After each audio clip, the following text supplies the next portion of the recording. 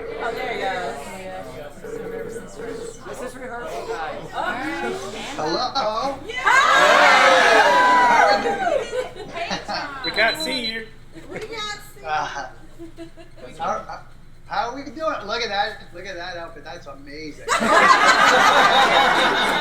to figure this thing out. He needs to click. Wow, reverse flash! You're freaking me out. Wait a minute. Ask him to click his video on. Can you click your video? How's that? Don't tell me what to do.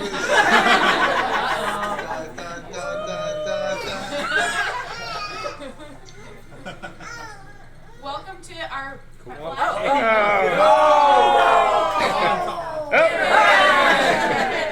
is an emotional roller coaster. Hi, everybody. Hi. That's fantastic. That is tremendous.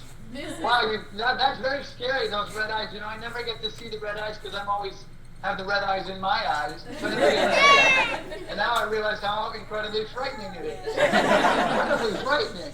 I'll do it again. You know what I don't have to do? I don't have to do this. That's a very cool thing you have to do. Very cool. So this is Dean. Welcome to the premiere party. We're in Charlotte at Hereoes Comic Book Store. And Dean actually has a question for you. I think I should let Dean start it. Dean, what's your question? Yeah, Dean, what's your question? Are you going to be on the Flash again this year? Say it again. Are you going to be on the Flash again this year? Well, Dean, don't tell anybody because this is a big secret, but yes.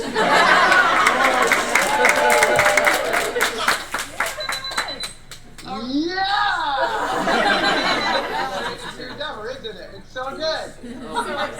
Yeah, I'm going to be on the Flash. Are you guys Absolutely. Are you gonna watch the premiere tonight live with all your friends? No, I'm not because I am on set right now and I'm going to be working till about 3 o'clock in the morning, like last night. And I am not going to be able to watch the premiere. The only thing I'm doing to celebrate the premiere is Skyping with you. Yeah! We love it. We're so thankful. We have some questions for you. I have a question. Yeah, go ahead. Okay, so I'm always curious, what was it like to play a character that had a secret, and then how much longer did you know before the other actors did? First off, I like your guys' t-shirts. Second, great to play a character. Great to play a character like that had 2 levels. Every time he was talking about anything, he was talking as Harrison Wells, but Harrison Wells was a fake Harrison Wells, and even though he was fake, he was still doing everything he could to help Barry Allen, even though Barry Allen was sometimes his enemy and sometimes his most benevolent partner he could ever hope to have. It was great to do that. I loved it. I loved every bit of everything we did about season 1, principally because I was playing 2 or 3 characters at a time with differing missions, and it was, I thought, a very well written season. And yeah, I thought the world of the role. That kind of thing where an actor is doing something but doesn't always have the most obvious agenda, has a couple of different hidden agendas. Any actor will tell you it's just a joy to play. I absolutely loved it. And you know, you get to put on a yellow super suit, do all these stunts, do all this fun and crazy stuff, and our cast is tremendous. I think I knew who I was first because that was the reason I joined the show, to play the Reverse Flash. But I think it became pretty apparent to the other actors because they know the storylines. But I don't think they did not know that I was going to, for example, kill Cisco, or that I was going to arrange for Barry to go back through the wormhole. I think those are things that I knew before anybody else. But it was, it was just a tremendous season. I thought the writers and the people in charge crafted a really good season and a tremendous role, and I love playing it. We all agree. We have somebody here dressed like Cisco, actually. They can see you. I'll turn a little bit. Come over this way. It's like, yeah, thanks for that, by the way. That's the camera. And he has a Nerf gun. Just keeping it real. Okay, we have another question. And just hold the mic down low. Okay? This up? Yeah. Okay. If you could go anywhere in time, where would you go and why? It's a great question. You need to give me more than just like a split second to answer that one. So next week when we have our Skype session, I will answer that question. I know that they would have to have pizza wherever it is, you know? So, good question. I'll think on that one. Okay. We have another one. How do you think you would have felt if it would have been flipped? Like if you would have been in Barry's position, finding out what he found out at the end of the season.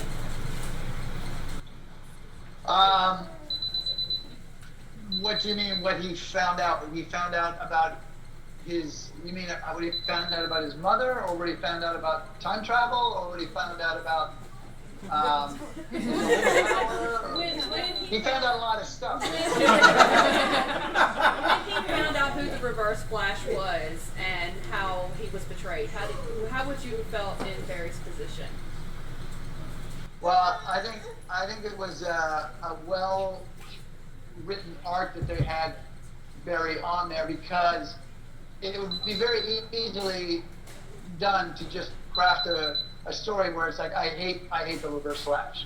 You know, it would be very easy to make him just a mustache twirling villain, and to have Barry's emotions be just pure anger, all completely negative emotions. But we did 22 hours of me helping him and him trusting me, and that was part of his.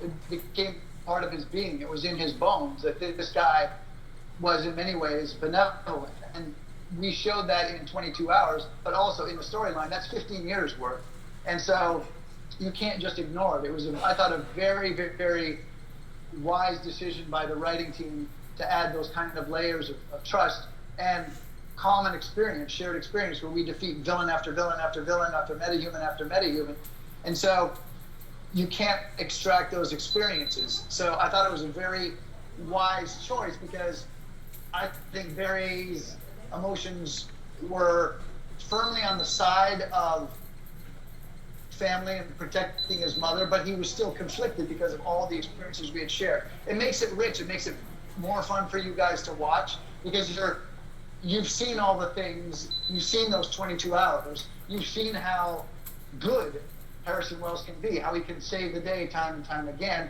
and at the same time, you're privy to the secret that Barry isn't privy to, you know, very early on in the season. So, you know, we're building towards something, but you are your actions, and many times Harrison Wells' actions were good and saved Barry and were helpful, and so you can't ignore those. And so I think the audience, like Barry, feels the same kind of conflict.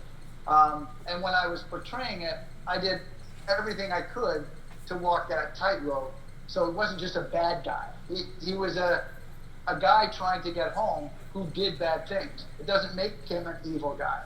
It makes his actions evil, but it doesn't make him evil. It makes his actions evil in regards to Barry, but it doesn't make him necessarily evil.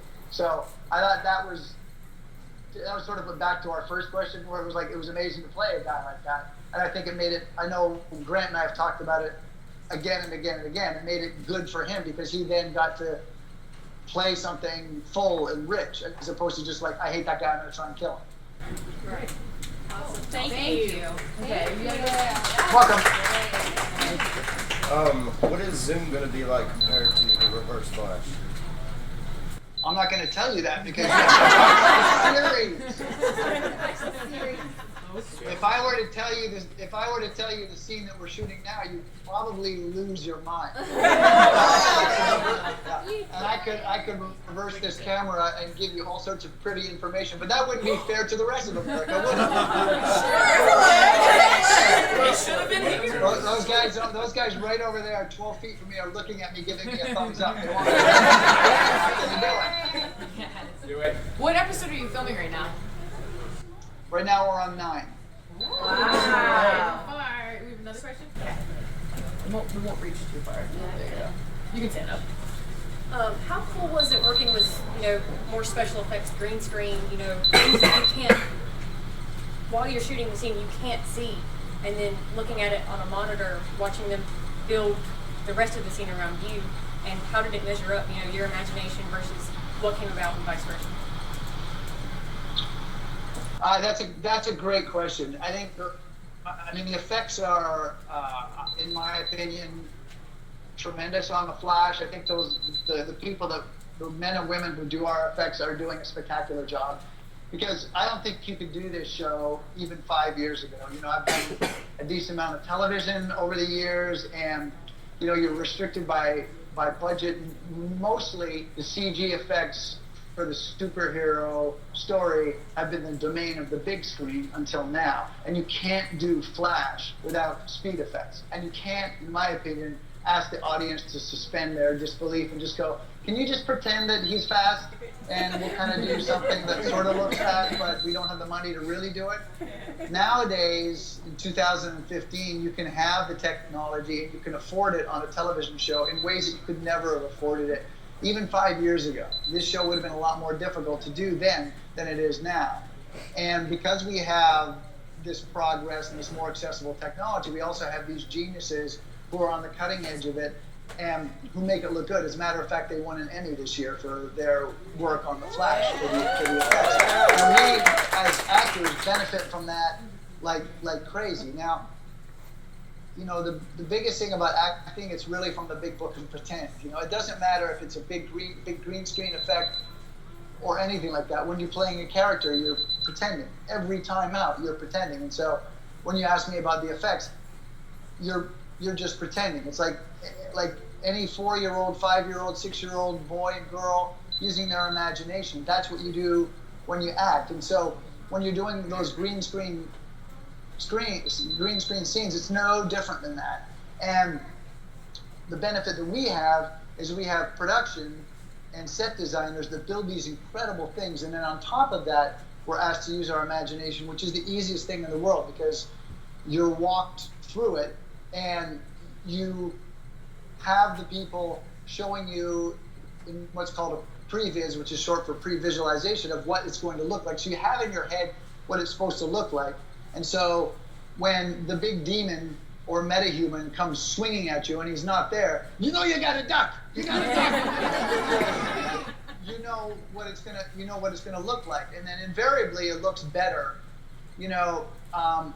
There was an episode we did last year, episode 15, that involved me killing Cisco, and it involved the wizard coming in, and it involved the plane crash. And I thought the plane crash effect, the visual effect of that plane crash, was just visceral and gripping and incredible. They just do a really, really, really tremendous job. And I find some of that effect stuff some of the most fun to do, because you just free your imagination. It's a comic book show, and we really kind of swing for the fences on it. And I know both Grant and I really, really enjoy the stunt marriage with the effects stuff that we get to do, and we get to do it every week. So I guess the shortest answer to your question is it's terrifically fun to do. Thank you. We have time for one more question. Okay. Oh, don't hold it too close. Okay. If you, as the super villain scientist guy for the series, were going to create a superhero to combat the Flash and put a stop to him, what would this superpower be? Well, that's great. I don't have to do that because I already know. One of the there's 2 or 3 that you're going to see. Like, as fans of this show, we're not going to disappoint. The easiest one to lean toward would be Zoom, because this is one of the most epic arch enemies of all time. And so when you talk about what kind of person will counteract the Flash, the first thing you have to take into account is speed. Usually the way Barry Allen defeats all of these metahumans is speed. So you need to have a villain that can deflect, can counter speed, and I'm not stating anything more than the obvious here, but that's what we have in our back pocket. in our villains to come. We've got some incredible, incredible stuff on the way, I really have to say. When you talk about villains, like the ones that I would devise are the ones you are going to see in a few very short episodes. And I would not be able to do, in my imagination, a better job than what we already have coming to you. And I have to say, in the most genuine and sincere way, we have like some really, really, really good stuff on the way in terms of the villainy that's going to be gracing your TV screens in a matter of weeks. Yay! Thank you so much, Tom. We're going to have to go because the show's about to be on. Awesome. Thank you so much. Thanks from WCCB Charlotte from Hereoes Comic Book Store. We're looking forward to this. It's been my pleasure, you guys. Thanks for having me. Enjoy.